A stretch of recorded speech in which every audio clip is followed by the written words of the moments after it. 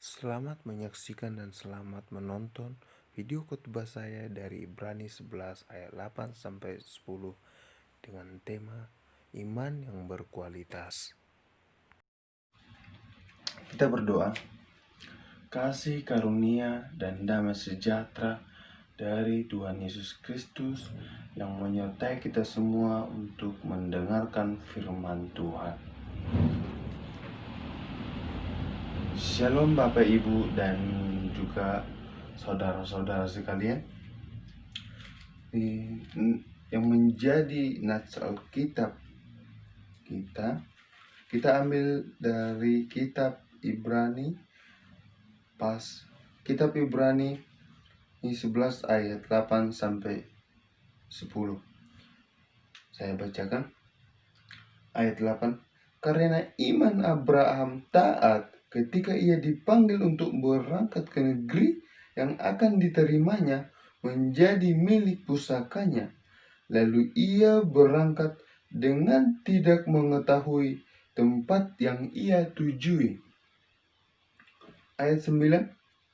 Karena iman ia diam di tanah yang dijanjikan itu, seolah-olah di suatu tanah asing, dan di situ ia tinggal di kemah dengan Ishak dan Yakub, yang turut menjadi ahli waris janji yang satu itu. Ayat 10. Sebab ia menanti-nantikan kota yang mempunyai dasar yang direncanakan dibangun oleh Allah. Bapak dan Ibu dan saudara-saudara sekalian, yang menjadi tema teks khotbah kita pada hari ini yaitu iman yang berkualitas. Pada Ibrani 11 ayat 8 sampai 10 ini saya bawakan dengan tema iman yang berkualitas. Kenapa? Yang terdiri di dalam kitab Ibrani ini, di khususnya pasal 11 yang diangkat dari buku Habakuk 2 ayat 3 sampai 4 membahas dan memperdalam apa sesungguhnya iman percaya tersebut.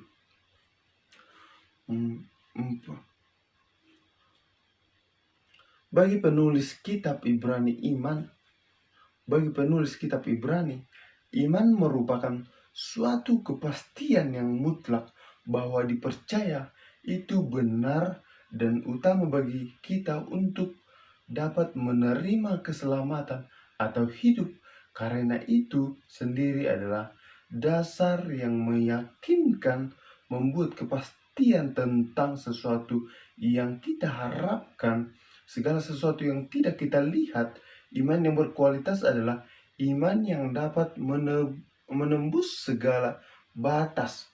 Batas yang maksud adalah ketidakkemampuan kita dalam melakukan apa yang kita yakini benar maupun bertanggung jawab terhadap apa yang telah kita lakukan.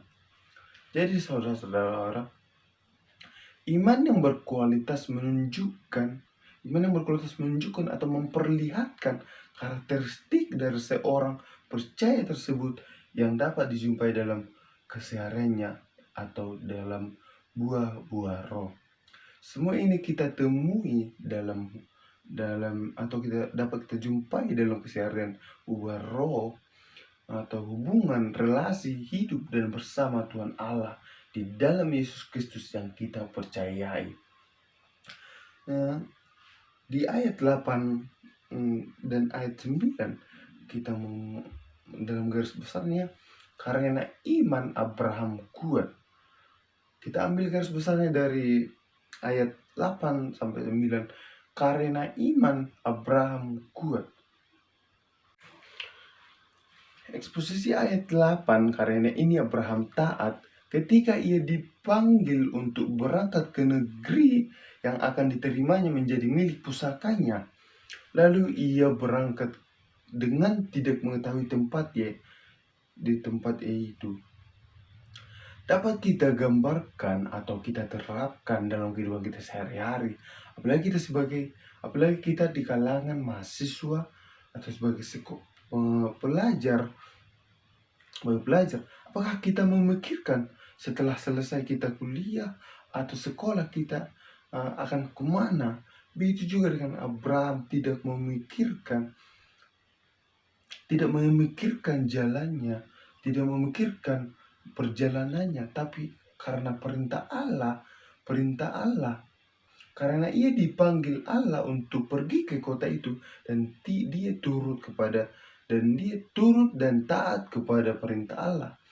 Ia pergi menelusuri kota itu, dan seperti kita ilustrasikan sebagai kita di kalangan mahasiswa atau belajar, kita sudah percuma kita sekolah atau kuliah selama 3 tahun, saudara-saudara, kawan-kawan. Kalau misalnya kita tidak mempunyai tujuan atau arah, tidak mempunyai ketaatan iman atau kepercayaan diri untuk menjalankan suatu proses atau melangkah, percuma. Kita dapat meniru dari Nabi Abraham yang kuat akan iman. Meskipun dia melangkah, dia tidak tahu kota yang ditujunya, akan tetapi dia percaya bahwa Tuhan membimbing, melawat, dan menopangnya, sehingga ia berani melangkahkan kakinya untuk pergi ke kota itu, ke kota tujuannya. Jadi saudara-saudara, seperti dalam kehidupan kita sehari-hari, dapat kita gambarkan karena kita sebagai mahasiswa yang telah kuliah selama 3 tahun, namun tidak memiliki arah tujuan, kita hanya bisa melangkah, berjalan tanpa memikirkan, tanpa memiliki iman, tanpa memiliki rasa kepercayaan diri dalam hidup. Kita jangan terlalu berpengharapan pada langkah kita yang tidak mempunyai kepercayaan diri. Kita hanya bisa melangkahkannya. Demikian aplikasi dari ayat 8 dan ayat 9 itu, saudara-saudara. Kita aplikasikan seperti di kalangan hidup, di lingkungan kita, atau dalam kehidupan kita sehari-hari. Bagaimana ketaatan Abraham kuat akan menahan imannya. Kita juga harus dapat termotivasi dari itu, saudara-saudara. Di mana kita nanti ditugaskan, atau seperti saya salah satu contoh, atau kita sebagai guru, sebagai calon guru ditempatkan ke wilayah yang jauh, atau ibaratnya kita ditempatkan di Mentawai, di Nias, atau bahkan di Nusa Tenggara Timur. Kita harus dapat percaya diri bahwasanya semua itu rencana Tuhan. Rencana Tuhan itu indah, bahwasanya Tuhan tak pernah menyesatkan kita atau memberikan jalan kepada kita, jalan yang buntu.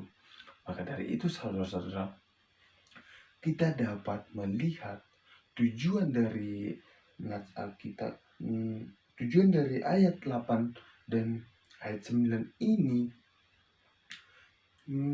Dikatakan tadi, karena iman Abraham taat. Begitu juga dengan kita, saudara. Ibaratnya kita nanti ditugaskan atau ditempatkan untuk bekerja, atau ditempatkan suatu wilayah terpencil, jauh atau pelosok. Kita harus mensyukuri bahwa Tuhan merencanakan dan menempatkan kita di suatu wilayah dengan tujuan yang sangat indah dan mulia. Kita harus mensyukurinya, saudara. Banyak orang yang tidak diberikan Tuhan kepercayaan. Bahkan seseorang mau diberikan kepercayaan oleh Tuhan, tapi dia meragukan jalan itu. dan dia tersesat karena dia tidak memiliki iman dan rasa percaya kepada Tuhannya sendiri. Kita baca ayat 10, saudara.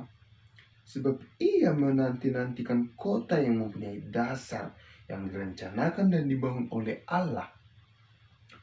Dalam ayat 10 ini, saudara, Abraham mengetahui bahwa negeri perjanjian yang di bumi ini bukanlah mewakili pengembaranya.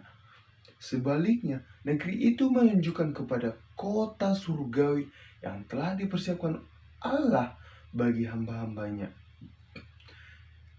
Yang setia, Abraham merupakan panutan untuk seluruh umat Allah.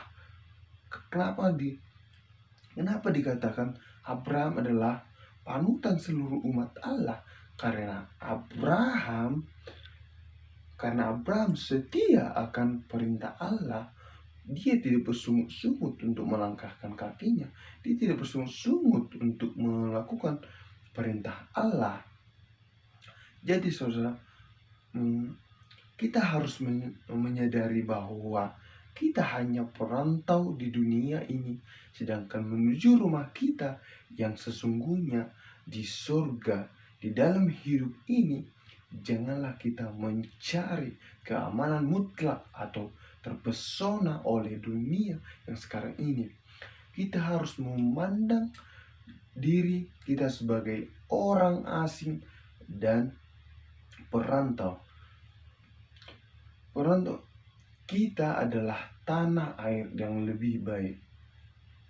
Jadi saudara, yang dimaksud dengan ayat 10 ini, gimana tadi? Sebab ini nanti yang dinanti-nantikan Abraham adalah kota yang diperintahkan oleh Allah kepadanya untuk pergi menelusuri kota-kota yang dibangun Allah dan direncanakan Allah untuk Abraham, sehingga ia percaya diri melangkahkan kakinya dan pergi menelusuri kota itu, sebab dia tahu bahwa rencana Tuhan itu indah, bahwa dia tahu, percaya, dan dia mempunyai iman yang sangat kuat, dan dia sangat memiliki ketaatan kepada Yesus Kristus, bahwasanya kota itu telah disediakan oleh Tuhan dengan baik, dengan rencana yang sangat indah. Demikianlah, jadi dapat kita simpulkan dari ayat 8 sampai ayat 10 ini, saudara-saudara, bahwasanya setiap kita dapat termotivasi oleh Nabi Abraham yang setia dan taat akan iman, taat akan perintah Allah. Dia tidak banyak bertanya tentang panggilan Allah, namun dia melakukannya. Begitu juga dengan kita, saudara-saudara. Setiap kali perjalanan hidup kita, janganlah sekali-sekali kita terlebih dahulu mengeluh akan hidup kita. Ada apa? Jangan sekali-kali terlebih dahulu menghakimi Allah, sebab banyak permasalahan yang datang kepada kita tanpa kita sadari. Tuhan menciptakan, Tuhan menyediakan kado yang spesial atau imbalan yang lebih indah, atau hadiah atau sesuatu yang indah diberikannya pada kita di kemudian hari. Itu tergantung bagaimana kita ketaatan iman kita atau kepercayaan diri kita mengandalkan Tuhan dalam perjalanan hidup kita. Jadi saudara, demikianlah khotbah pada yang saya sampaikan dari kitab Ibrani 11 ayat 8-10 ini. Kiranya khotbah ini bermanfaat bagi kita semua dan teraplikasikannya di kehidupan kita sehari-hari. Semoga kita terberkati, dilaut oleh Tuhan Yesus Kristus. Dan juga saudara, jangan lupa selalulah mengucap syukur dalam segala hal. Kita berdoa. Segala puji hormat kami serahkan, kami puji, kami muliakan nama-Mu ya Tuhan. Di mana Tuhan, kiranya firman-Mu berakar dan berbuah di dalam hati dan pikiran kami, sehingga kami dapat mengaplikasikannya dalam kehidupan kami Tuhan. Tuhan, Kiranya khotbah ini ya Tuhan sampaikan kepada jemaat-Mu ya Tuhan. Dan kiranya mereka dapat termotivasi oleh